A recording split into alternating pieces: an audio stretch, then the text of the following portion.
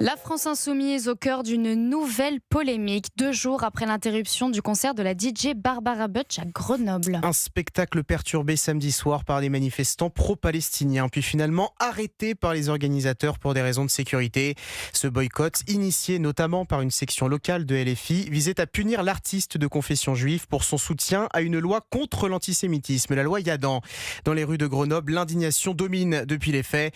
Le reportage de l'envoyé spécial d'Europe 1, Noémie Loisel. Sur la place du Jardin de Ville à Grenoble, les techniciens démontent la scène où l'artiste s'est produite samedi soir. 2 jours après l'interruption du concert, l'événement continue d'alimenter les discussions.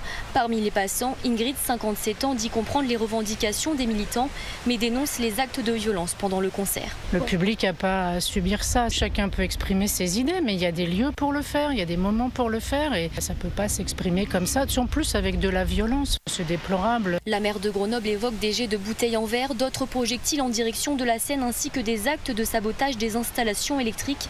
Au-delà des violences, plusieurs habitants y voient aussi une atteinte à la liberté de création artistique. Un concert musique, ça passe maintenant pour une identité politique. Elle venait pas faire un meeting politique, elle venait chanter. Cette dame a le droit d'avoir ses convictions. Ce qui me choque, c'est que l'artiste ne peut pas exercer son métier librement. Et puis cette violence, les jets de projectiles, les insultes, ce qui est arrivé ne devait pas arriver. Le CRIF appelle le ministère de la Culture à mettre en place en urgence un plan de lutte contre le boycott des artistes et contre l'antisémitisme. De son côté, la ville de Grenoble a annoncé qu'elle déposerait plainte contre X. Grenoble, Noémie Loisel, Europe 1.